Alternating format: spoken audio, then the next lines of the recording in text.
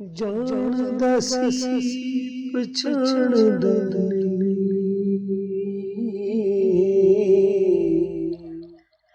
ਉਹ ਵੇਲਾ ਕੁਝ ਲੁਕਾਉਣਦਾ ਨਹੀਂ ਉਹ ਬੋਲਦਾ ਏ ਤੂੰ ਸੁਣਦਾ ਜਾ ਅੱਜ ਵੇਲਾ ਯਾਰ ਸੁਣਾਉਣਦਾ ਨਹੀਂ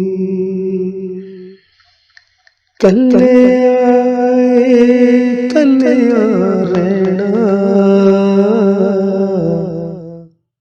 ਕੋਈ ਸਾਜੀ ਇਸ ਮਕਾਨ ਦਾ ਨਹੀਂ ਲੁੱਟਿਆ ਸਾਨੂੰ ਆਪਣੇ ਯਾਰਾਂ ਕੋਈ ਫਾਇਦਾ ਕਸਮ ਖਾਣ ਦਾ ਨਹੀਂ ਆਪਣੇ ਲਹੂ ਨੂੰ ਪੀਵੇ ਸਾਹਿਲ ਰੂਪੇ ਕਿਸੇ ਨਿਸ਼ਾਨ